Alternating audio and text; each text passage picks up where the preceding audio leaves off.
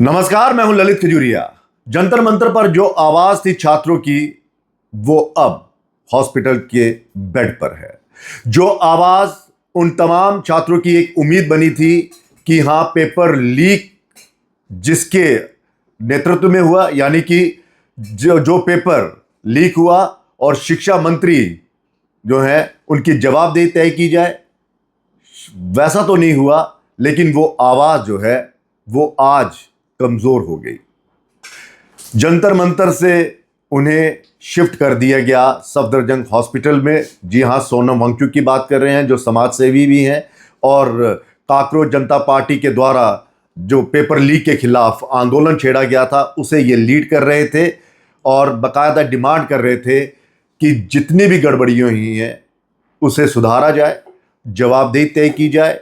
क्योंकि paper leak हुआ है तो जिम्मेदार शिक्षा मंत्री हैं, उन्हें यहां से मंत्रिमंडल से बाहर किया जाए। वैसा तो हुआ नहीं, लेकिन सोनम वांगचुक जो है वो हॉस्पिटलाइज हो गया है। डॉक्टरों का बकायदा एक हेल्थ बुलेटिन जो है वो अपडेट हो गया है। उन्होंने कहा कि सोनम वांगचुक को डिहाइड्रेशन है, बाकी उनके जो वाइटल ऑर्गन्स है वो बिल्कुल एकदम से सही है। लेकिन क्या ये आवाज यहां पर दब जाएगी?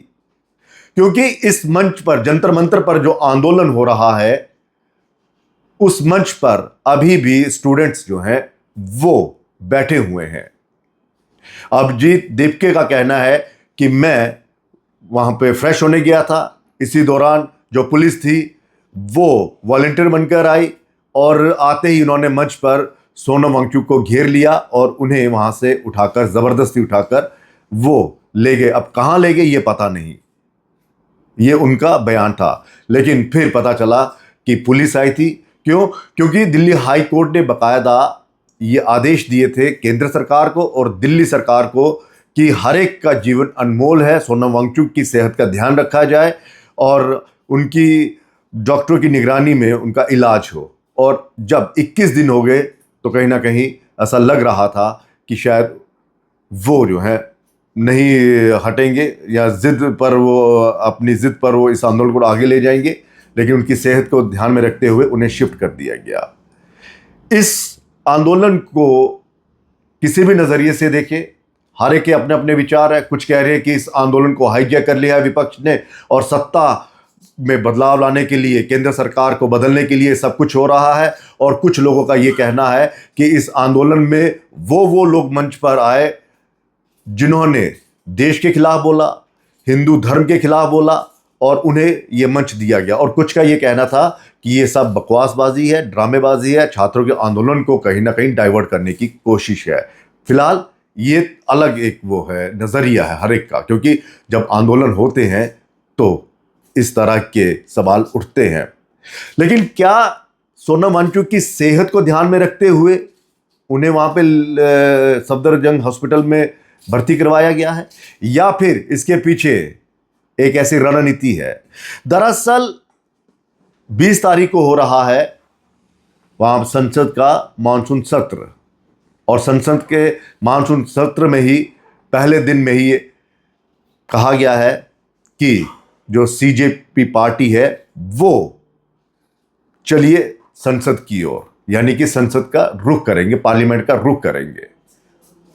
काफी संवेदनशील मुद्दा, पहला दिन, और पहले दिन में ही अगर ये काकरोच जनता पार्टी का जो आंदोलन है या जो प्रोटेस्ट हो रहा है वो लोग वहां पर चले जाते हैं तो सुरक्षा के लिहाज से भी खतरा होगा, दूसरा सरकार की किरकिरी भी होगी।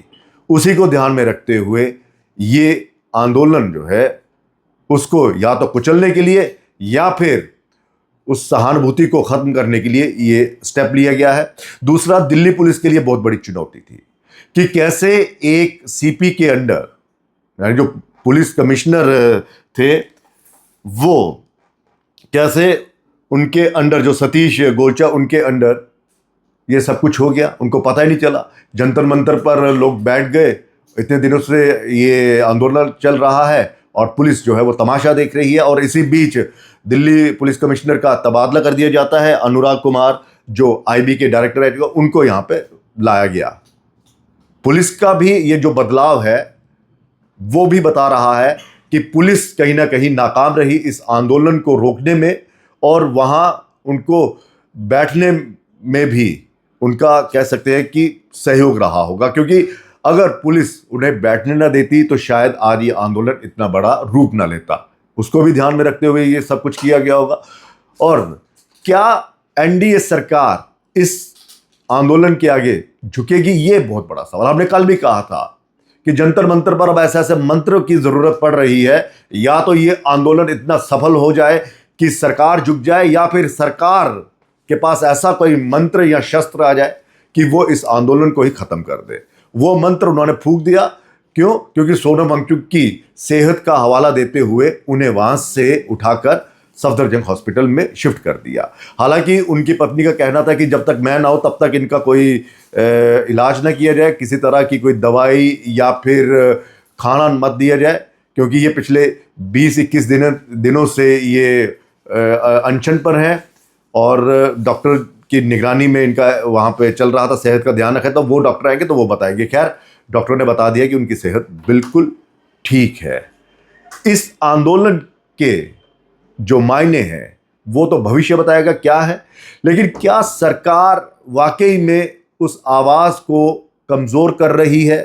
क्या वाकई सरकार डर गई है, केंद्र सरकार, या फिर सरकार ये बता रही है कि बहुमत हमारे पास है, हम जो फैसला करेंगे, हम जो चाहेंगे वही होगा, भले ही आप जिसका मर्जी इस्तीफा मांगिए। हमने ना तो भूतकाल में किसी का इस्तीफा लिया है प्रेशर में, ना ही हम वर्तमान में लेंगे, ना ही हम भविष्य में इस तरह से करेंगे। ये एक संदेश है जब सत्ता जो है उनके पास फुल पावर होती है।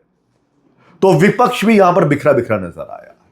अगर वो इतना ईमानदार होता इन छात्रों को लेकर तो वो उसी दिन सड़क पर उतर जाता, उसी दिन सरकार के खिलाफ हुंकार भरता जब ये पेपर लीक हुआ था नीट का।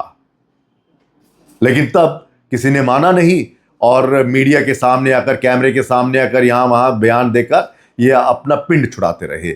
और जब सोनम वांगचुक जी वहां पर बैठे तो फिर ये सहानुभूति वहां पे दिखाते रहे कि आपका जीवन बड़ा अनमोल है, आप ये मत करिए, आपके जीवन को खतरा हो जाएगा, ये सरकार सुनने वाली नहीं है।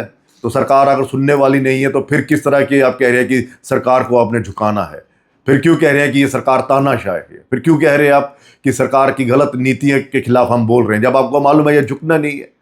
दरअसल सरकारें झुकती हैं उस वक्त जब विपक्ष एकजुट हो, जब उनकी नीयत और नीति जो है वो ईमानदार हो। ये सिर्फ ऐसा नहीं है कि नहीं जी मुझे अपनी पार्टी को मजबूत करना है, मुझे अपने क्या नंबर बनाने हैं, तब जाकर मैं ये बोलूंगा। और विपक्ष यहां पर पूरी तरह से असफल रहा। लेकिन अब अभिजीत जो है वो कह रहे हैं कि अब अनशन पर मैं बैठूंगा।